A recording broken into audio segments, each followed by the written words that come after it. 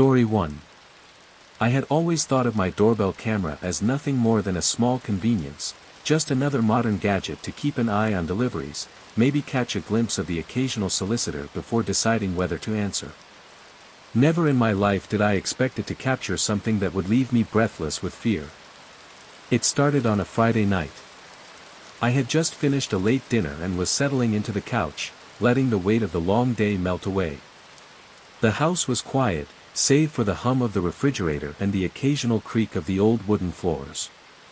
I had barely picked up my phone when it buzzed in my hand, a small notification flashing across the screen, motion detected at front door. I almost ignored it. Probably just a passing car or a stray cat setting off the sensor. But something made me check. I tapped the notification, and the image that appeared on my screen sent a jolt of cold electricity through my veins. Someone was standing on my porch. The figure was unnervingly still, facing the door, their features shrouded in darkness. Their posture was wrong. Rigid. Intentional. They weren't knocking, weren't ringing the bell, just standing there, unmoving. My first thought was that it had to be a glitch. Maybe the camera had frozen, maybe it was an old image. But as I looked closer, I noticed the timestamp. They had been there for hours. A thick, suffocating dread coiled around my ribs as I scrubbed through the footage. The figure never left, never shifted beyond the subtlest adjustments in their stance, just enough to confirm that they were real. That they were alive. Watching. Waiting. I zoomed in, trying to make out a face, but the dim porch light cast only vague, distorted shadows. My mind raced with possibilities. Was this someone I knew? A lost traveler? A prank? But deep down, in the pit of my stomach, I already knew. This was something else. Something worse. The air in my house suddenly felt too thick, pressing in on me as if the walls themselves were closing. My breath came in shallow, uneven gasps as I checked the live feed. They were still there. It was past midnight now. I hadn't heard a single knock, a single word. Just silence. That awful, endless silence. My hands trembled as I considered calling someone, a friend, the police, but what would I even say? There's a person standing outside my door, doing nothing. Would they even take me seriously? Minutes stretched into agonizing hours. I kept checking the camera, hoping, begging, for the figure to leave. But they remained. And then, at nearly 3 a.m., something changed. They moved. Not away. Not down the steps. Closer. I barely had time to react before they leaned in, their face pressing against the glass. I dropped my phone. My breath hitched, my pulse a hammering drum in my ears. No. No, no, no. I didn't want to see their face. I couldn't see their face. The very thought made my stomach twist with primal, bone-deep terror. I grabbed my phone from the floor, my fingers clumsy with panic, and slammed the live feed shut. I backed away from the screen as if the image could somehow reach through and pull me in. Every instinct screamed at me to run, to hide, but where? This was my home. I was trapped inside while they stood just inches away, separated only by a thin sheet of glass. I spent the rest of the night curled up on my couch, every light in the house blazing, every door locked, every curtain drawn. But even then, I felt them. Felt their gaze like needles on my skin. How did they know I was here? How did they stay for so long without making a sound? The first rays of morning light brought a false sense of relief. When I finally found the courage to check the footage again, my heart lodged itself in my throat. They were still there. Still staring. Still waiting. It wasn't until late afternoon, nearly an entire day after I first saw them, that they finally moved. And even then, they didn't rush. They turned slowly, deliberately, walking away only when they knew I was watching. It was a game. A message. I told myself it was over. A one-time event. Some lunatic looking for attention. But deep inside, I knew better. Weeks passed. Life pretended to return to normal. I left the footage saved, just in case, but there were no more visits. No more signs of the stranger. I told myself I was safe. Until last week. My phone buzzed late at night. A new notification from the doorbell camera. I almost didn't check. Almost convinced myself it was nothing. But when I opened the app, my breath stopped. The figure was back. Standing in the exact same place. Watching. Waiting. There was no timestamp on the footage this time. Just the silent, lingering presence of something that should not be there. My hands turned ice cold as a realization slithered into my mind. I don't think they ever really left. And I don't know if I'll ever be safe again. Story 2. I was out running errands, my mind tangled in a web of tasks, groceries, dry cleaning, a dozen things I had to get done before the day slipped away. My phone buzzed in my pocket. Absent-mindedly, I pulled it out, expecting another mundane notification, an email, a calendar reminder. But what I saw made my stomach drop. Your door has been accessed.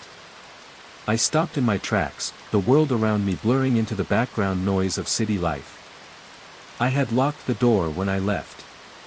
I was sure of it. My fingers trembled as I checked the time of the notification, 30 minutes ago. Right around the time I was picking up groceries. A cold, creeping dread coiled around my spine as I opened the smart lock app. The log confirmed it, someone had unlocked my door remotely. But who?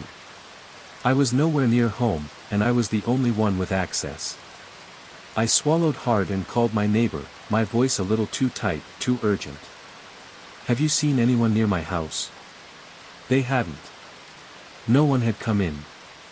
No one had left. I drove home faster than I should have, my pulse a drumbeat in my ears. By the time I arrived, my hands were clammy on the steering wheel. The house stood still, untouched, as if mocking my fear. I checked the doors, the windows, locked. Nothing broken, nothing missing. Everything was exactly as I had left it. And yet, I couldn't shake the feeling that something was wrong. That someone had been here. That someone was still here. I checked the app again, no further activity.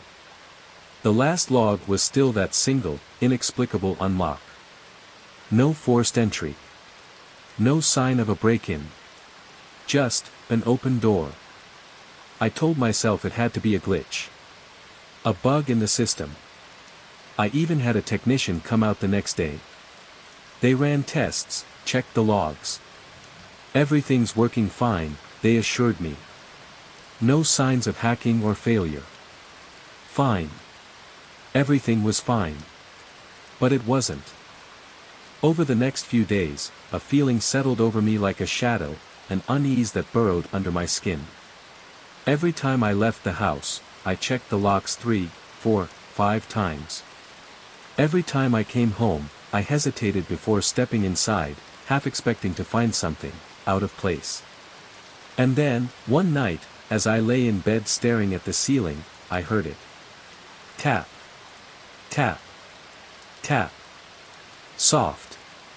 Slow. Coming from downstairs. I held my breath, heart hammering against my ribs.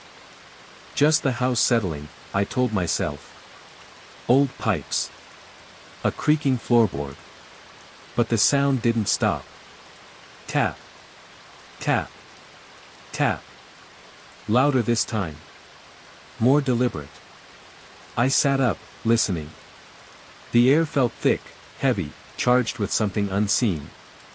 I slid out of bed, my bare feet silent against the floor as I crept toward the staircase. The house was dark, save for the weak glow of the street lamp filtering through the window. As I reached the bottom step, the noise stopped. Silence. I took a cautious step forward, every nerve in my body on high alert. And then, my phone vibrated in my pocket. I swallowed, dread curling around me like ice. Slowly, I pulled it out. The smart lock app was open. And the door was unlocked. My breath caught. I hadn't touched it. I hadn't opened the app. My fingers hovered over the screen, shaking as I forced myself to check the security footage. The camera feed flickered to life. Nothing. No movement. No shadow passing by. No figure lurking in the darkness. And yet, the door had unlocked. I turned the handle with a slow, controlled motion, bracing myself for what might be on the other side. The door swung open with an eerie stillness. The night air was cold against my skin. The street was empty. No one was there. But someone had been. I don't know what happened that night, or the day my door unlocked by itself. I don't know who or what was inside my house when I wasn't there. But I do know one thing. I don't trust the system anymore. Or the house. Or the silence. Now, every night before I go to sleep, I shut the smart lock system off completely. I rely on old-fashioned deadbolts and chains. And every time I hear a sound, a creak, a whisper, a faint tapping in the dead of night, I wonder. Is it starting again? Is someone still watching? Still waiting? Still inside? Story 3. The train was unusually packed that morning, bodies crammed together in the narrow aisle, shoulders brushing, the air thick with the scent of morning coffee and damp clothing. I was lucky to find a seat by the window, small mercies in the chaos of the daily commute. With a sigh, I settled in, pulling out my phone, hoping to drown out the world with mindless scrolling. At first, I didn't notice him. The man sitting directly behind me. He was unremarkable in every possible way. Just another commuter in a sea of faces, blending into the monotonous hum of the train.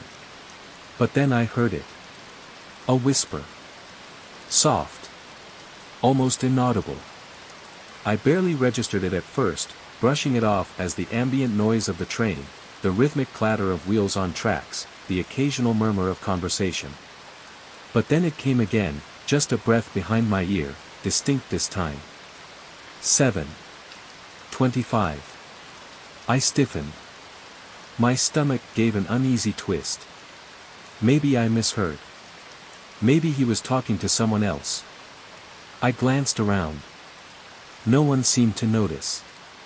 Passengers were lost in their own little worlds, noses buried in books, eyes glued to their screens, faces blank with morning exhaustion.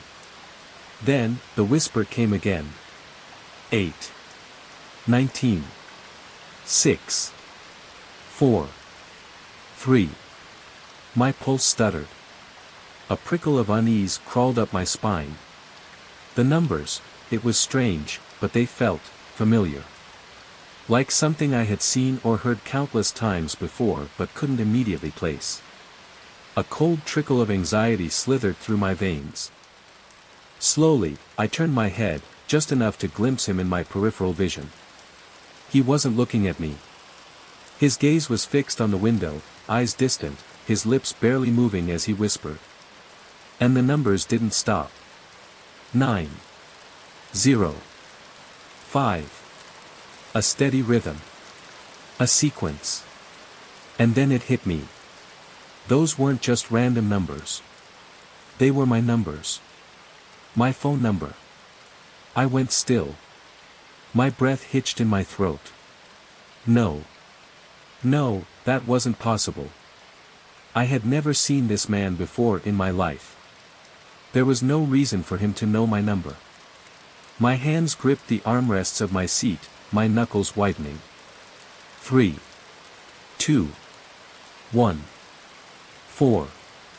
8. 0. His voice, still soft, still rhythmic, like a chant. But the weight of it pressed down on me, suffocating, unnatural.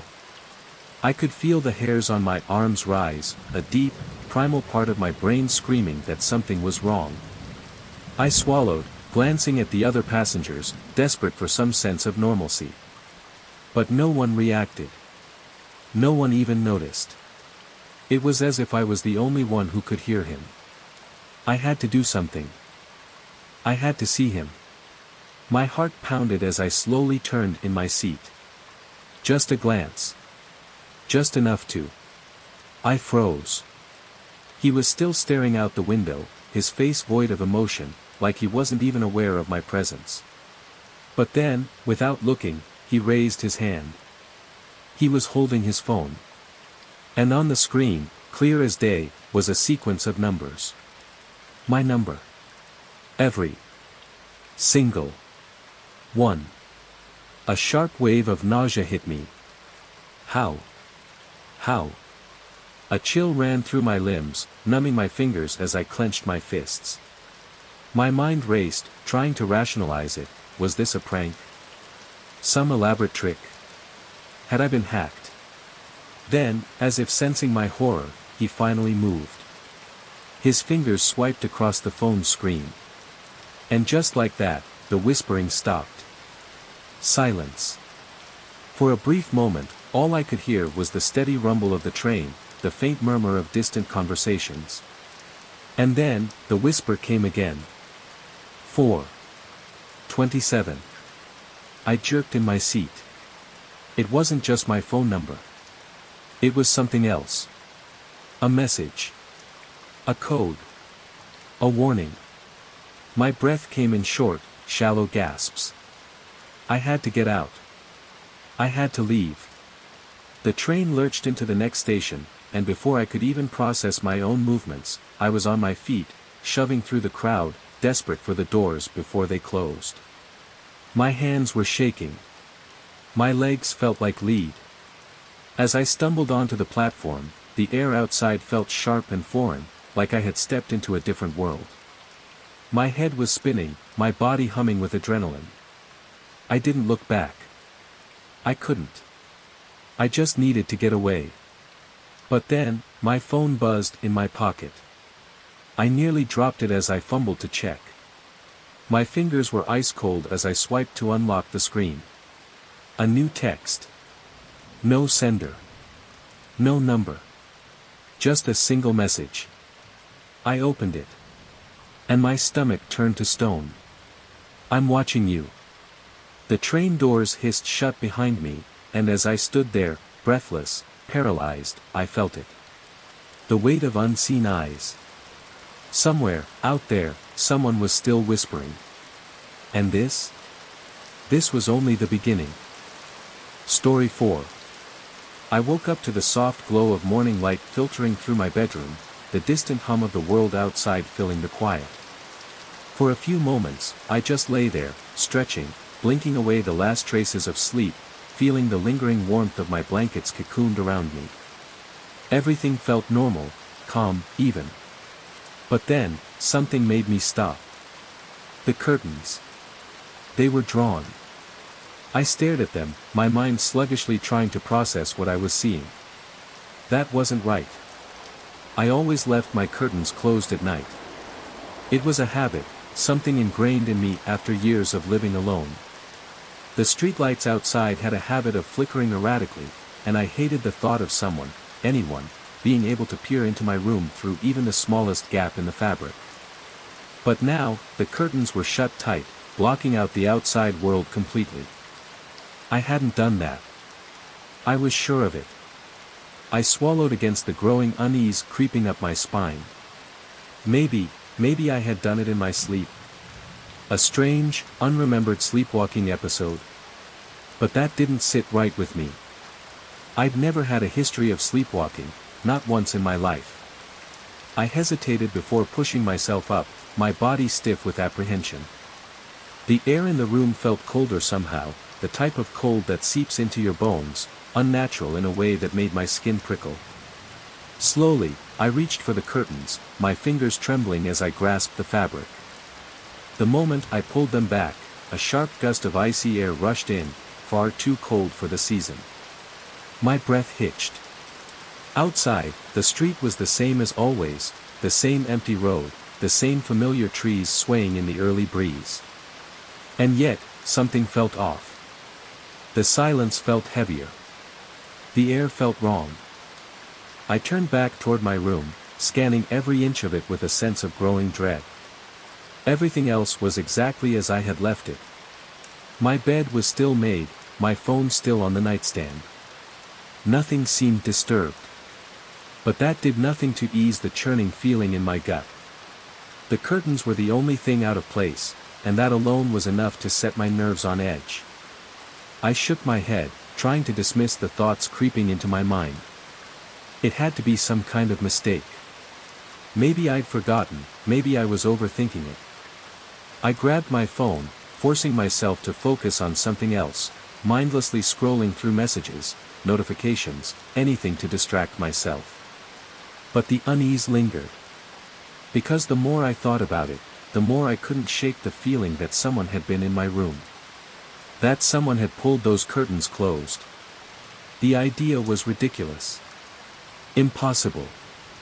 And yet, it stuck with me, gnawing at the edges of my thoughts like a slow, creeping infection.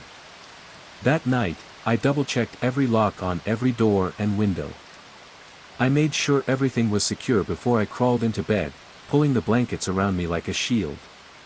Before I turned off the light, I reached out and nudged the curtains open just slightly, just enough to reassure myself that they weren't going to move on their own. But despite my precautions, I couldn't sleep. A feeling of unease slithered beneath my skin, an unbearable sense of being watched.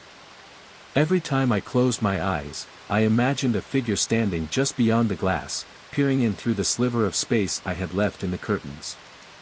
I stayed awake for hours, heart hammering with every small creak of the house, every distant footstep outside. Eventually, exhaustion won, and I drifted into a restless, uneasy sleep. And then morning came. I woke up to the same sight. The curtains. Drawn. Just as they had been before. A bolt of cold fear shot through me as I scrambled out of bed, nearly tripping in my rush to reach the window. My hands yanked the fabric apart, my eyes scanning the outside world, searching for something, anything, that would explain this. Nothing. No footprints in the dirt below. No signs of forced entry. No reason for this to have happened. But I knew then, with sickening certainty. Someone had been in my room. Someone had pulled those curtains closed. And I had no idea why. That night, I didn't sleep in my bed. I curled up on the couch instead, every muscle in my body tensed at the slightest sound. My ears strained to pick up any sign that I wasn't alone. I never found out who, or what, was behind it. But after that, I started locking my windows every night. And before I even got out of bed each morning, the very first thing I did was check the curtains. Story 5. It was a quiet afternoon, the kind where the ticking of the clock on the wall was the loudest sound in the room. I wasn't expecting anything, no deliveries, no visitors. But when I opened the door, there it was. A package. Small, unassuming, resting on my doorstep like an unwelcome guest. There was something off about it. No postage. No return address. Just my name, written in a script I didn't recognize. My first instinct was to think it had been left at the wrong house, some mix-up by an absent-minded courier. But the longer I stared, the more I knew, this wasn't a mistake. It was meant for me. A strange unease settled over me as I bent down, hesitating before picking it up. It was lighter than I expected, and when I gave it a gentle shake, there was no sound. No rattle. No shifting of contents. Just silence. My mind ran through the possibilities. A gift? A prank? Something worse? I told myself it was nothing, just an unmarked package from some company I'd forgotten about. But my gut whispered a different story. I carried it inside, setting it down on the kitchen table. It felt like a living thing, sitting there, waiting. I ran my hands along the edges, feeling the tape that sealed it shut. Still, no clues. The feeling of being watched crept over me then, cold and suffocating. I glanced at the window. The street outside was quiet. Too quiet. No people, no passing cars.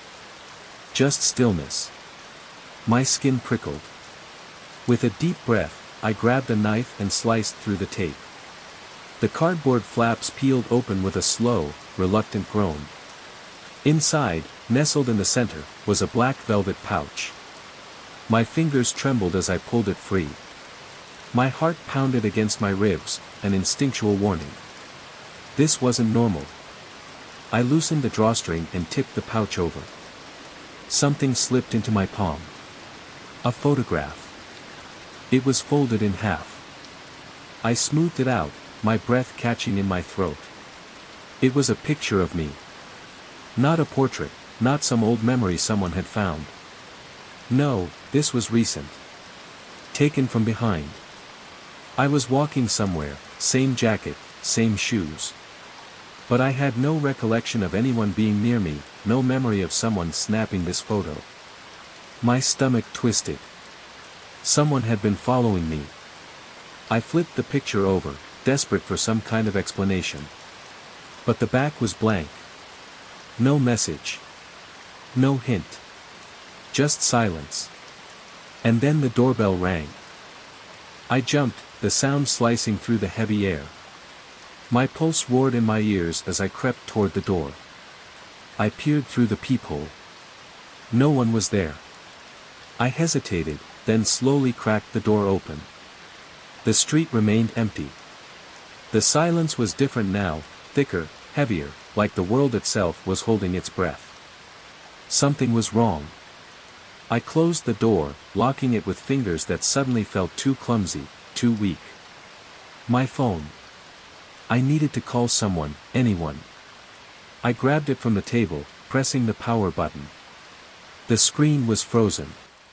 At first, I thought it was a glitch, but then the image changed. It was a live feed. Of my front door. The realization hit me like a fist to the chest. Someone was outside. Someone was watching.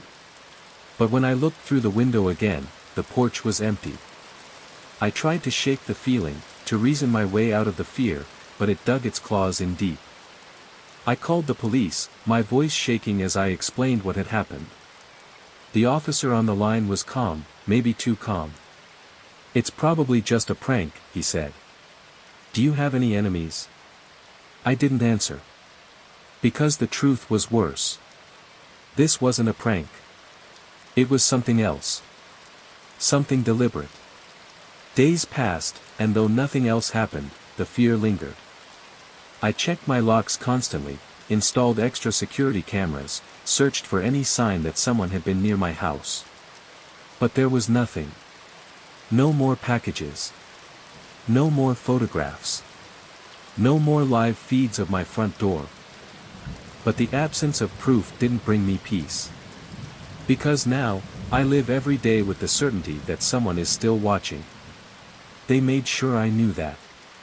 Without a single word, they told me exactly what I needed to understand. They know where I live. And they know how to reach me. Story 6. The night was heavy with silence, the kind that seeps into the corners of your room and lingers like an unseen presence. I sat hunched over my laptop, the cold glow of the screen the only source of light as I mindlessly scrolled through pages, clicking aimlessly, lost in the void of the internet. It had been a long week, and my brain felt sluggish, fogged with exhaustion. I barely registered the moment when my fingers hesitated over the keyboard, my eyes narrowing at something out of place. It started with a simple curiosity, an urge to retrace my digital steps. I wasn't looking for anything in particular, just a quick glance at my browser history to jog my memory about a page I had visited earlier. But what I found instead sent an icy spike of unease through my spine. There were entries I didn't recognize. Not just one or two, not a stray advertisement or an accidental click, entire websites I had never seen before. The timestamps glared at me, taunting, contradicting everything I knew. The first one was logged at 3:30 a.m. when I had been dead asleep. Another at 6:45 a.m., long before I had even touched my laptop. My stomach twisted into a knot. I stared at the entries, willing them to make sense. Maybe I had left something running. Maybe some automatic process had triggered them. But deep down, I knew better. A chill crawled up my arms as I clicked one of the links. The page was empty. A 404 error. Just a blank screen, devoid of anything tangible, yet heavy with an unseen weight. My fingers hesitated over the mouse as I scrolled further, my breath hitching with every unrecognizable website that appeared on the list. How? How could this be happening? No one else had access to my laptop. No one else had been in my room. I ran a security scan, nothing. No threats, no malware, no signs of intrusion. And yet, something was wrong. Something was deeply, fundamentally wrong. I tried to shake the feeling off, convincing myself it was a glitch, some bizarre anomaly. But paranoia took hold. I found myself checking the history again and again, each time hoping, praying, that nothing new had appeared. But then, just past midnight, my breath caught in my throat. A new entry. A website logged at 2:15 a.m. The URL wasn't like the others. It wasn't a normal address, it was a string of random letters and numbers, a cryptic sequence that sent a sickening unease slithering down my spine. I felt my heartbeat in my throat as I hovered over it, hesitating. Every instinct screamed at me to close the laptop, to walk away, to pretend I had never seen it. But I clicked it. Another blank page. But this one was different. At first, it seemed empty, just like before. But as I stared, the screen flickered. A single word appeared, faint, almost like an afterimage burned into my vision. Hello. I slammed the laptop shut, my pulse hammering in my ears. The room suddenly felt smaller, the walls pressing in, suffocating. I swore I could feel something just beyond my periphery, lurking in the shadows, watching. The air itself seemed heavier, thick with an unseen presence. I barely slept that night. Every time I closed my eyes, I saw it, the ghostly text, the eerie timestamps, the unshakable feeling that something had reached out to me through the screen. The next morning, I took my laptop to a professional, hands clammy as I tried to explain my bizarre experience without sounding insane. The technician ran every test imaginable, scanning for viruses, checking the logs. After what felt like an eternity, he finally looked up, his face unreadable. Your laptop is clean. There's nothing wrong with it. Nothing wrong. The words echoed in my mind as I walked home, clutching the laptop tighter than before. How could there be nothing wrong when everything felt so incredibly off? I wanted to believe him. I wanted to convince myself it had all been in my head. That night, I hesitated before opening the laptop again. My fingers trembled over the trackpad as I navigated to the browser history, half hoping, half dreading, that everything had been wiped clean. But there was a new entry.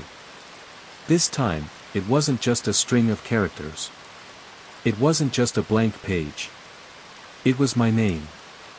I froze, my breath catching in my throat. The entry was fresh. Less than an hour old. My vision blurred as dread constricted my chest. I hadn't typed my name. I hadn't visited anything remotely related to me. And yet, there it was.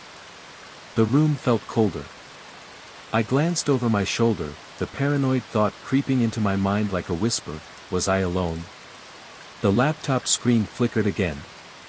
My heart pounded as another entry appeared, right before my eyes. A message. I see you. I slammed the lid shut, my hands shaking. I could feel it now, something lurking just beyond my grasp, something unseen but undeniably there. Watching.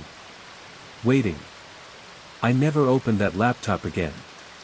But even now, even in the silence of my room, I still feel it. A presence. Lingering. Waiting for me to look. Story 7. It was an ordinary evening, the kind where the world felt still, as if nothing could possibly disturb the quiet. Dinner was done, the night settling in, and I was ready to unwind. But as I reached for my jacket near the door, I froze. There, just outside the threshold, sat a pair of shoes. They weren't anything remarkable, just a simple, worn pair of sneakers, slightly scuffed, dirt clinging to the soles. But something about them felt wrong. I stood there, unmoving, my breath caught in my throat. I hadn't heard anyone approach. No knock. No shuffle of footsteps. No sound at all. Just silence, thick and heavy. At first, I thought it was a mistake, maybe someone had left them there by accident, mixed up their door with mine. But the longer I stared, the more the unease crept in, curling around me like a cold hand on my spine. I bent down slowly, hesitant, inspecting them for any clue. They had no tags, no identifying marks. Nothing about them felt familiar. And yet, their presence was deliberate. Something wasn't right. I swallowed hard and reached for the door handle, cracking it open just enough to peek outside. The hallway was empty.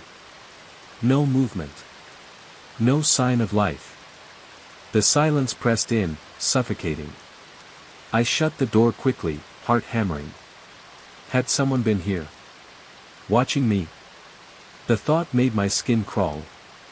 I tried to shake it off, to tell myself I was overreacting. But the weight of those shoes lingered, an omen of something unseen, something waiting. Minutes passed.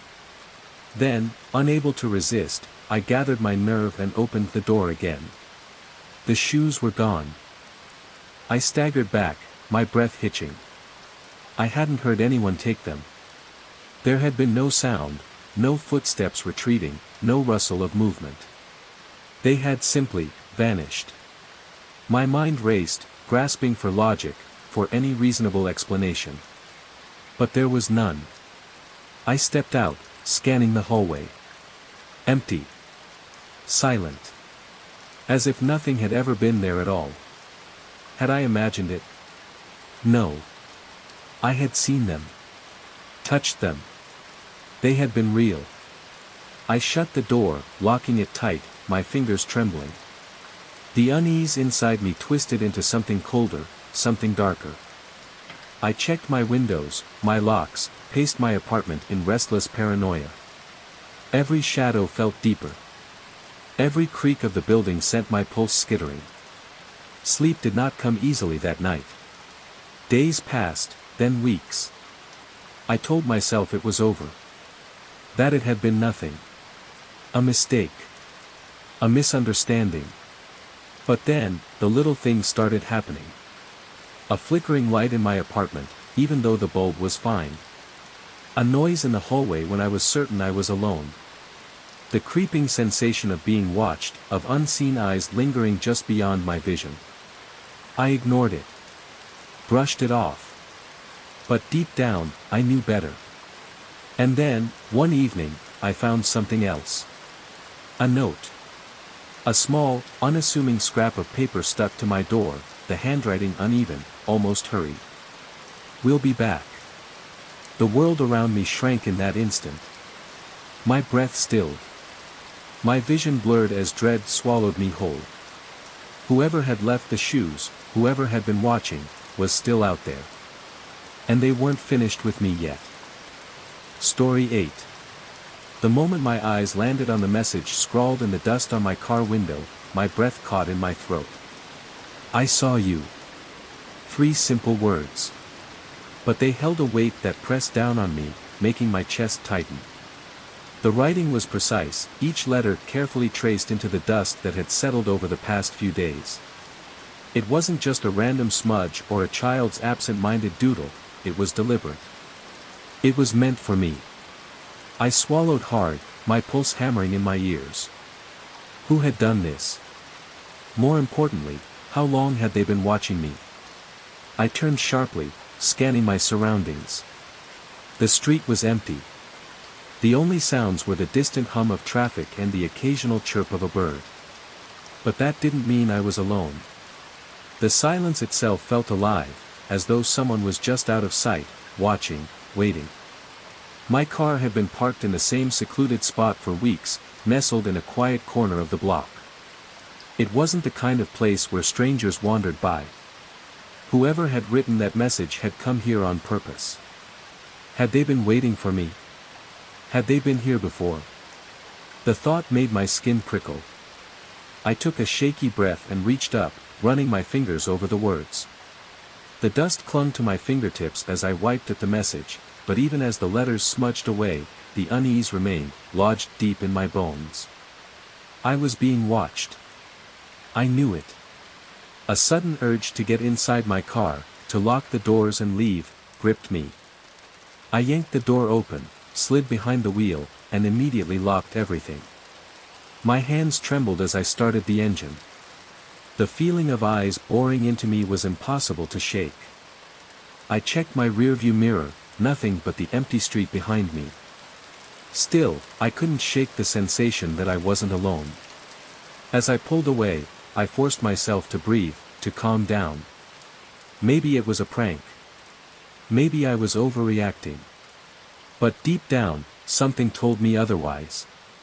I turned onto the main road, glancing in my mirrors. That's when I saw it, a figure standing just beyond the last row of buildings. Unmoving. Staring. My stomach twisted. I couldn't make out their features, but I felt their gaze, heavy and unrelenting. I sped up, refusing to look again. By the time I got home, my nerves were frayed. I locked my doors, double-checked the windows, even peered through the blinds before forcing myself to sit down. I needed to clear my head. Maybe I'd just been spooked. Maybe it was nothing. Then my phone buzzed. My heart lurched as I glanced at the screen, an unknown number. I hesitated before opening the message. You didn't erase it all. Cold dread washed over me. My fingers felt numb as I scrolled. Another message. I'm still here. My breath hitched. My skin burned with the unmistakable sensation of being watched. They knew I had seen the message. They knew I had wiped it away. I scrambled to call the police.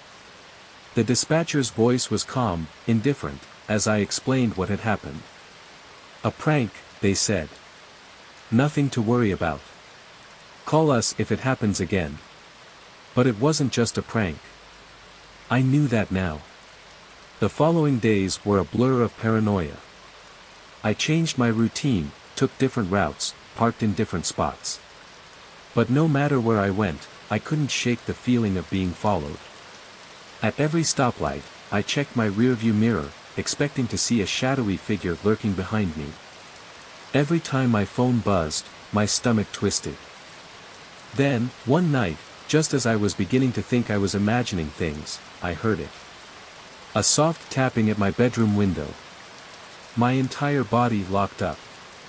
The room was silent except for the faint tap, tap, tap. I didn't move. I didn't breathe. My mind screamed at me to look, but terror kept me frozen in place. Then, just as suddenly as it had started, the tapping stopped. The silence that followed was even worse. Because I knew, whoever had written on my car, whoever had sent those messages, they weren't going to stop. They were waiting. And I was running out of places to hide. Story 9. Grocery shopping had become second nature to me, a routine, mindless task I could do in my sleep. Every week, I walked the same aisles, grabbed the same essentials, milk, eggs, bread, fruits, vegetables, and checked out without a second thought. It was muscle memory at this point. That evening was no different. The store was busier than usual, but I hurried through my list, navigating the crowd with ease. After paying, I loaded my bags into the car and headed home, the sun already melting into the horizon. Everything felt normal, until it didn't. As I stepped into my kitchen and began unloading my groceries, I noticed something off. Nestled between my usual items were things I had no memory of picking up. A jar of pickles. A pack of candles. A bag of chips I didn't even glance at in the store. I frowned.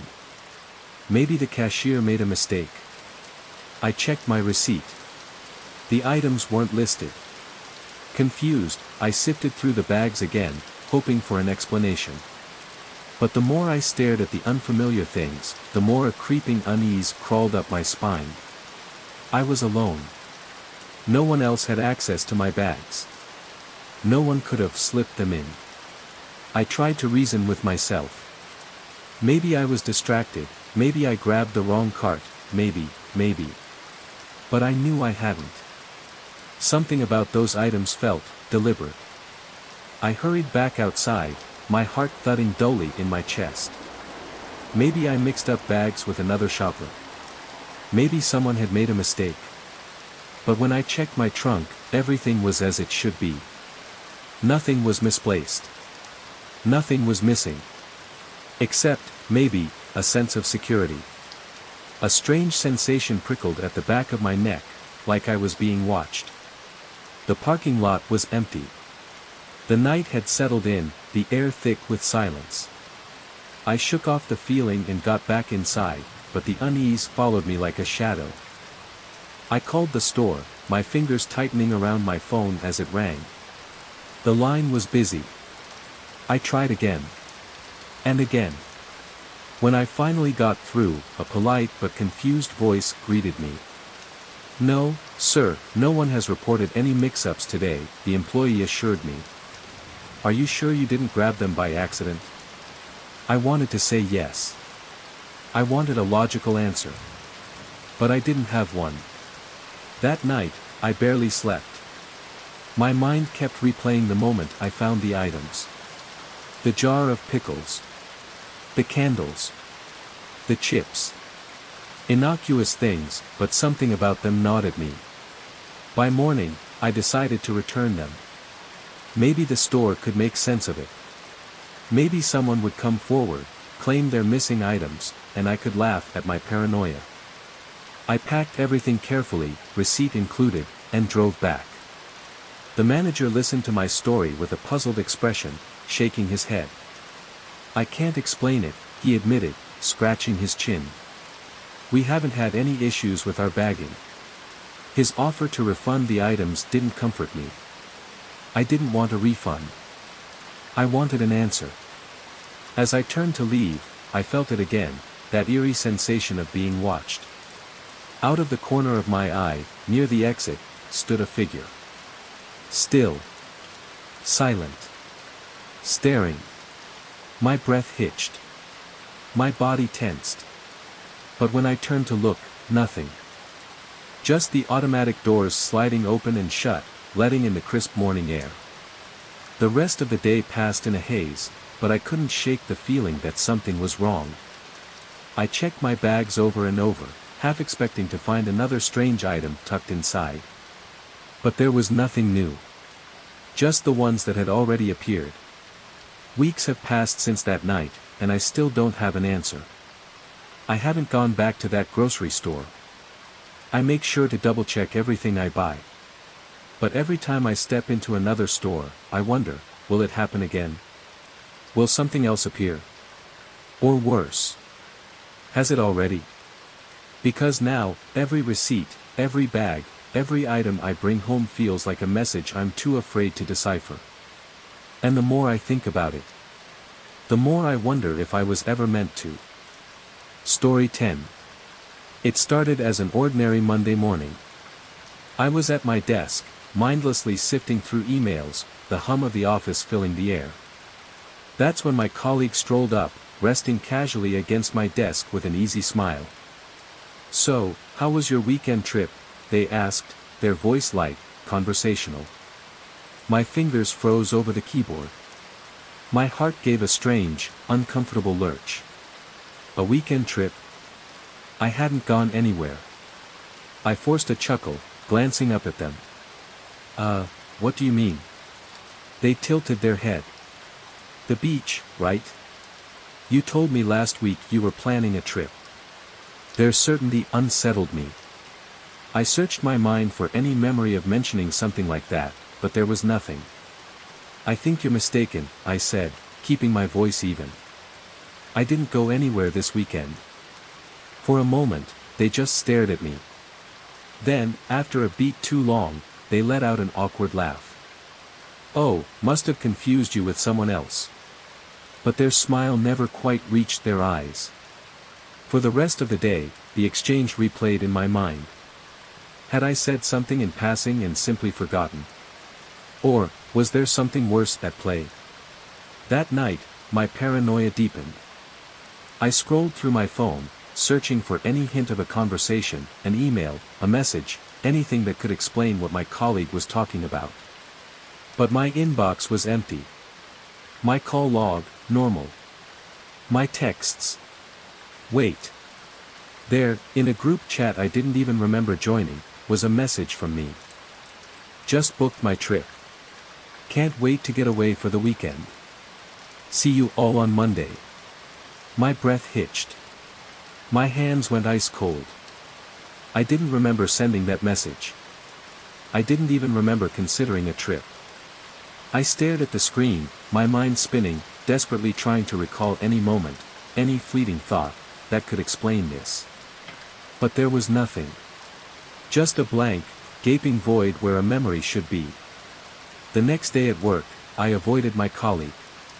But every time I caught their eye from across the room, a strange look flickered over their face, something unreadable, something that made my stomach twist.